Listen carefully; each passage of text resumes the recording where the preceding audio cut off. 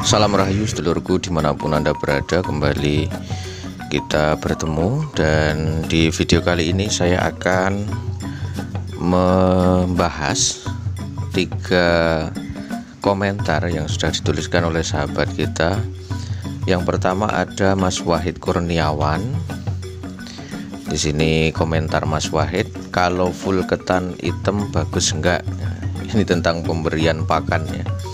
Kemudian yang kedua ada akun bernama Lili Padi. Kang mau nanya, saya punya perkutut, awalnya leher mendonga. Oh, mungkin ini menghadap ke atas gitu ya, mendonga ini. Oh ya, ini ada lanjutannya ini, mendonga ke atas kayak kobra. Yang dimaksud kayak ular kobra ya. Sekarang kok menunduk mulu, paruhnya nyampe nyentuh dada. Wah, ini jarang ya. Saya jarang bertemu perkutut yang kayak gini. Coba nanti kita akan bahas. Dan yang ketiga ada akun bernama Kilo Endu. Komentarnya, kalau anakan umur 1,5 gimana bang? Boleh dimandikan atau tidak bang? Ya oke, nanti akan kita jawab sesuai dengan urutan. Oke, langsung kita satu persatu respon apa yang sudah disampaikan sahabat-sahabat kita. Tadi ada Mas Wahid Kurniawan, ada akun Lili Padi, ada akun Kilo Endu. Kita akan jawab satu persatu. Yang pertama dari Mas Wahid Kurniawan ini ya. Jadi pertanyaan tadi, perkutut diberi makan full ketan hitam ya maksudnya. Nah ini bagi teman-teman yang belum tahu ya, ketan hitam itu berefek panas ke tubuh burung, ke tubuh perkutut ya. Jadi ketika pertanyaannya boleh enggak full ketan hitam diberikan untuk pakan perkutut, itu tidak ya, jangan diberikan full, karena bersifat ketan hitam ini panas sifatnya ke badan, jadi bisa membahayakan perkutut tersebut justru. Kemudian ketan hitam itu sebenarnya sebagai campuran ya, tidak makanan pokok gitu ya.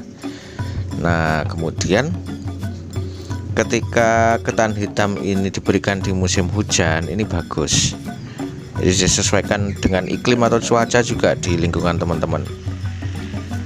Karena nanti kalau di musim hujan atau mungkin teman-teman tinggal di daerah yang suhunya itu cukup dingin, ini bagus saja selalu dicampur dengan ketan hitam, yaitu dengan tujuan untuk supaya menghangatkan tubuh perkutut tersebut. Sehingga karena perkutut sendiri itu sebenarnya suka cuaca panas ya. Kalau teman-teman mengamati, sebenarnya dia suka di daerah yang panas. Maka ketan hitam ketika dikasihkan di musim hujan atau mungkin dikasihkan di tempat-tempat yang cukup dingin daerahnya, itu akan punya fungsi untuk menstabilkan tubuhnya kan, supaya hangat dan supaya menjaga perkutut tersebut tetap manggung dengan rajin begitu ya.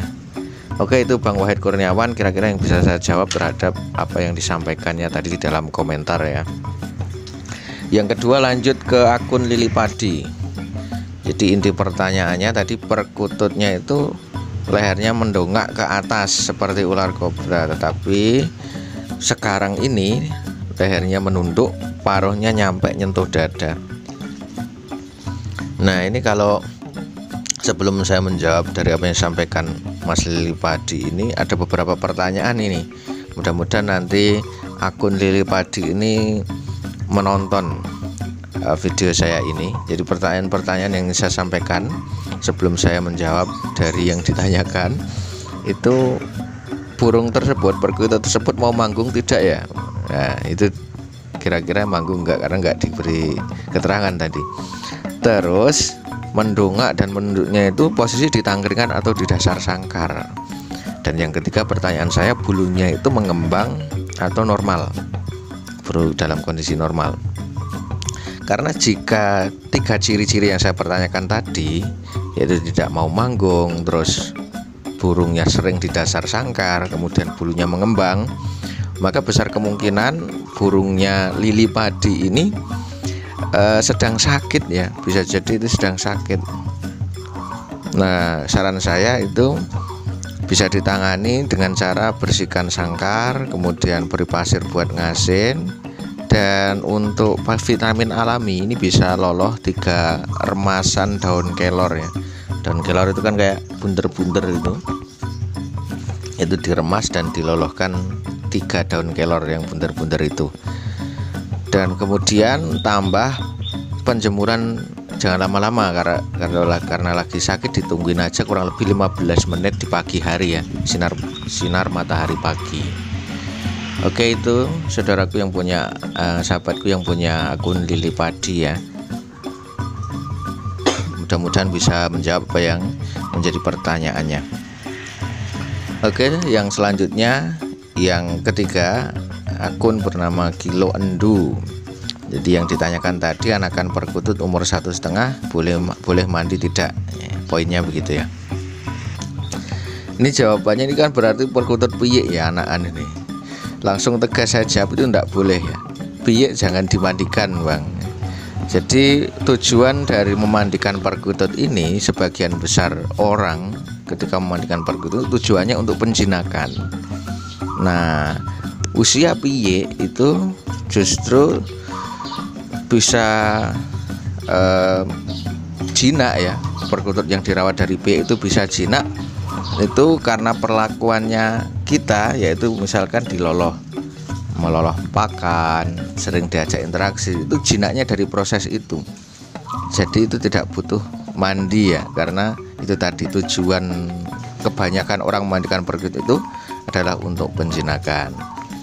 Kemudian yang selanjutnya, perkutut, misalkan ada perkutut dewasa nih yang sudah manggung mendoro, itu sudah menyatu dengan perawatnya, itu juga tidak harus rajin mandi. Nah, tidak harus selalu dimandikan juga, tergantung selera si pemiliknya, dan juga disesuaikan dengan karakter perkututnya. Karena kadang-kadang perkutut yang sering dimandikan itu ada yang justru malah mogok, tidak mau manggung, itu yang untuk dewasa. Nah, jadi kembali ke pertanyaannya sahabat kita yang punya akun Kilo Endu tadi, untuk pijikan apalagi ini masih 1,5 ya tulisannya ini, mungkin 1,5 bulan yang dimaksud. Ini sangat tidak boleh ya, sangat tidak boleh dimandikan. Justru ini membahayakan kalau sampai dimandikan, piyik dimandikan, ini sangat berbahaya.